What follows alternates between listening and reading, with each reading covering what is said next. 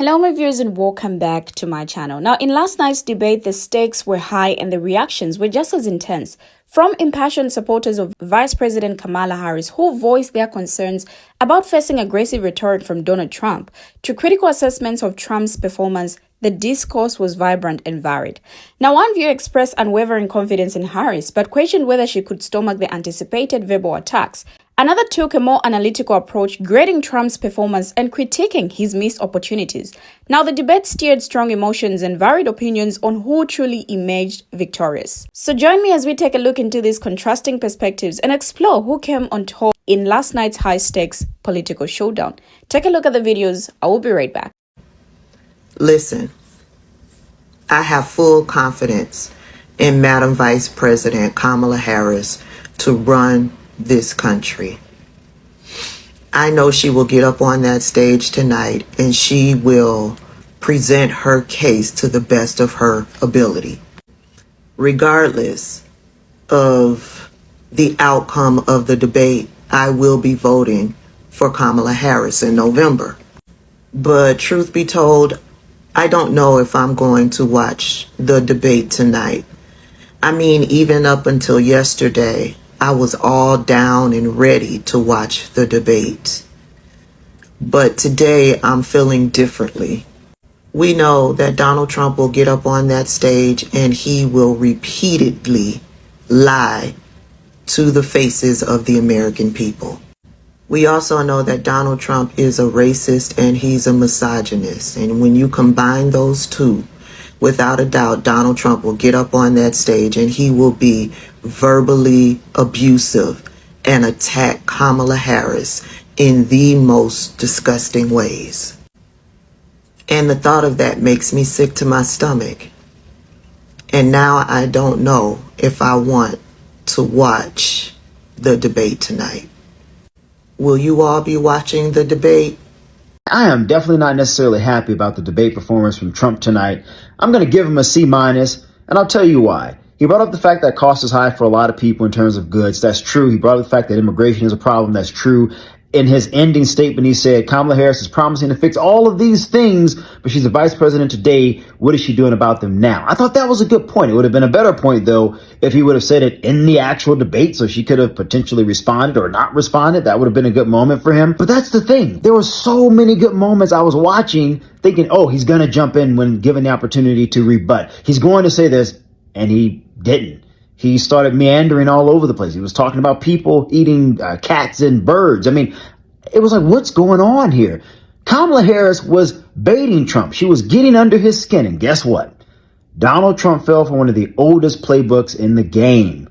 He allowed her to knock him off his focus, and she did it effectively, and he fell for it. All right, who just won the debate, Trump or Kamala? I'll give you my take. All that really matters is expectations of a debate. And the expectations for Trump were medium, and the expectations for Kamala were low.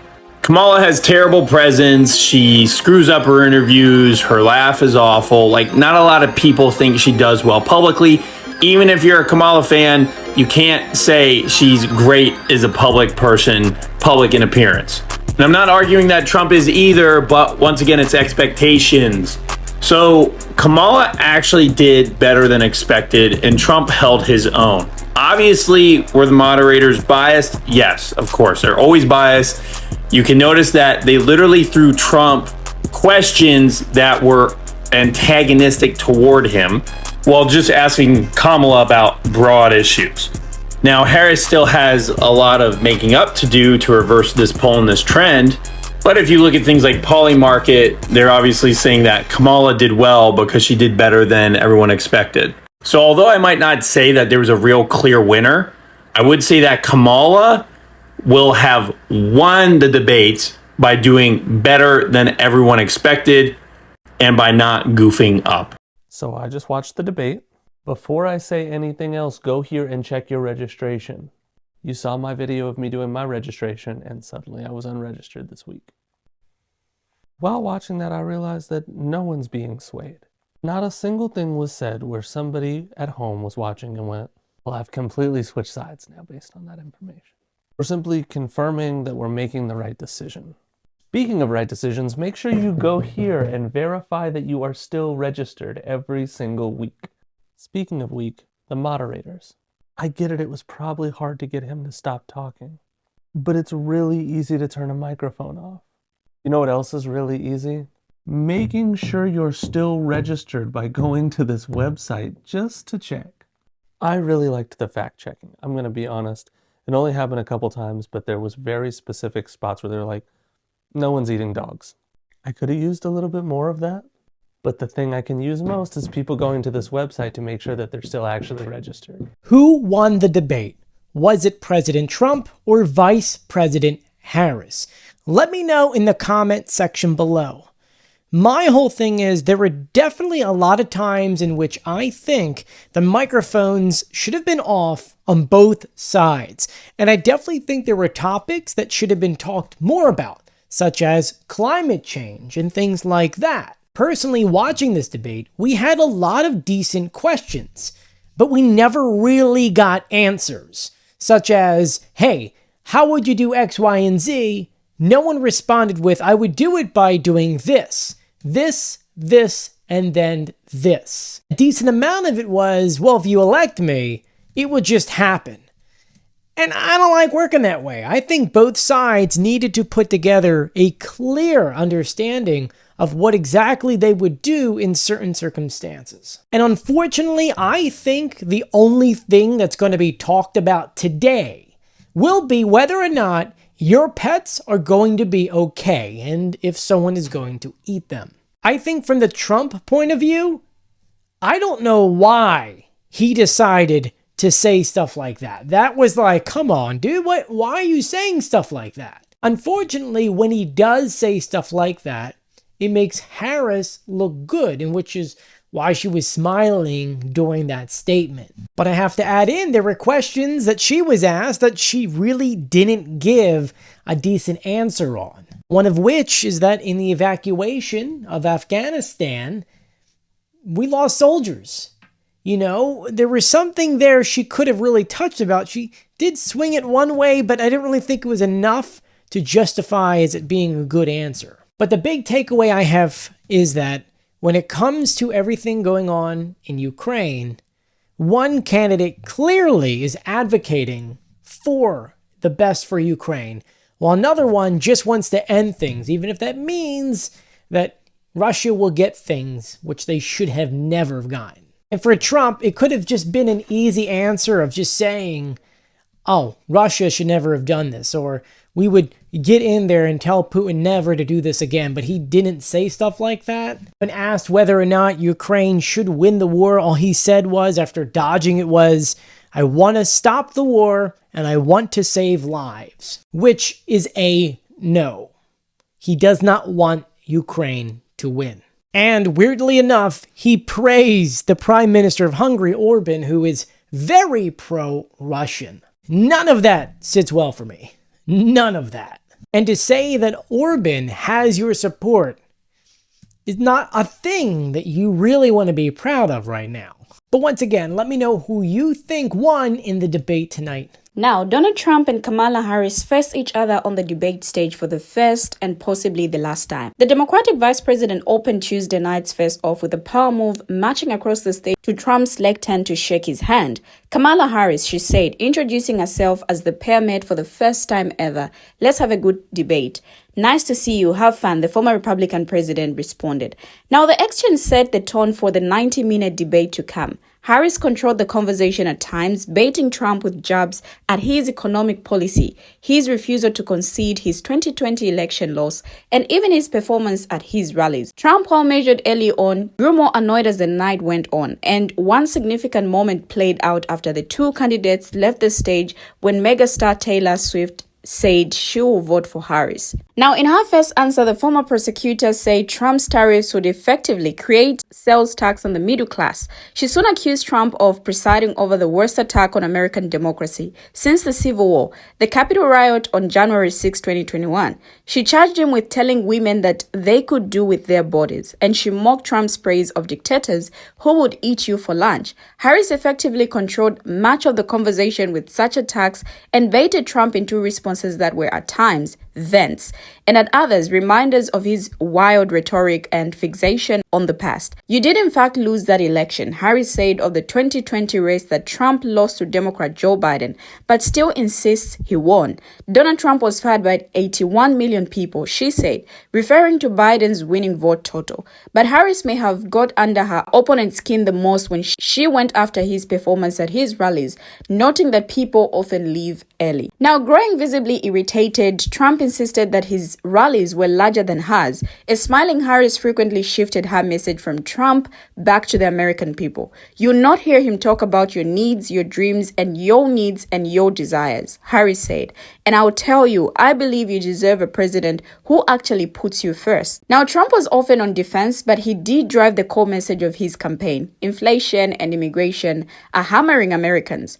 Immigrants, Trump said, have destroyed the fabric of our country. He repeatedly tied Harris to Biden. She is Biden, he said. The worst inflation we've ever had, Trump added. A horrible economy because inflation has made it so bad, and she can't get away with that.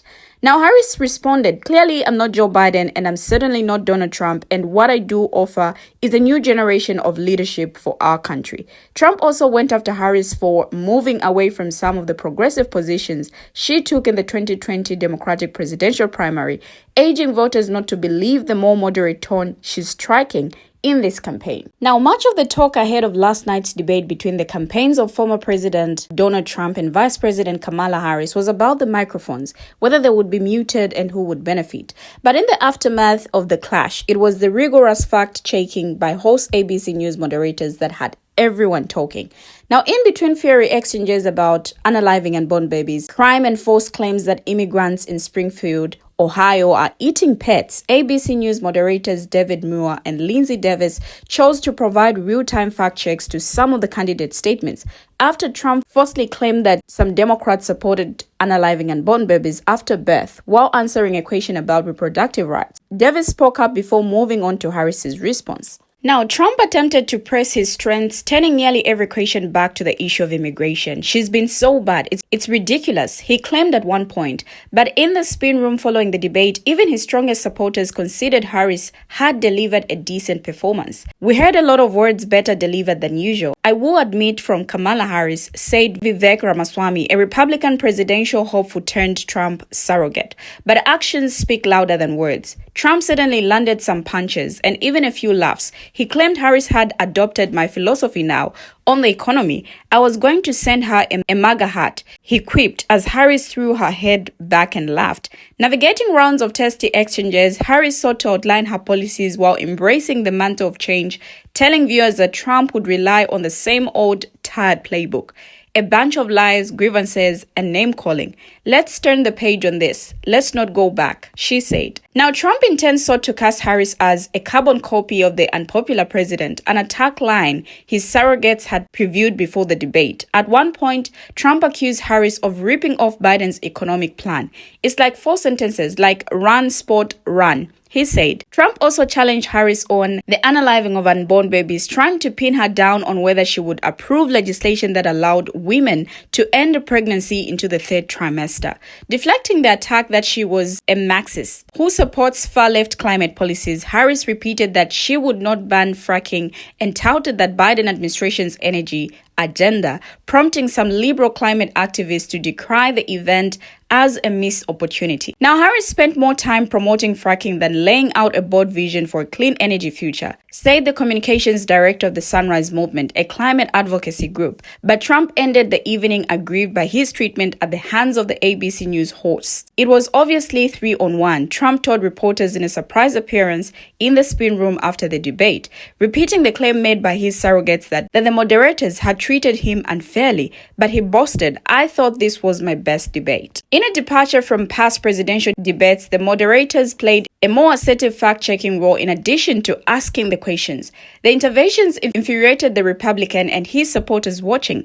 Davis pushed back on his claim that Democrats supported unalivings of babies after birth, which is illegal in 50 states. Now, the national mood remains sour. A strong majority, 61% of voters, say they want the next president to bring bring a major change to the country. According to a New York Times, only 40% of voters say the vice president represented change, compared with 61% who said the former president did. But what are your thoughts on this? Who do you think won the debate? Share your take on this, your contributions, everything in the comment section, and let's have a conversation there. Thank you for always watching, and see you in my next video as I bring you another video.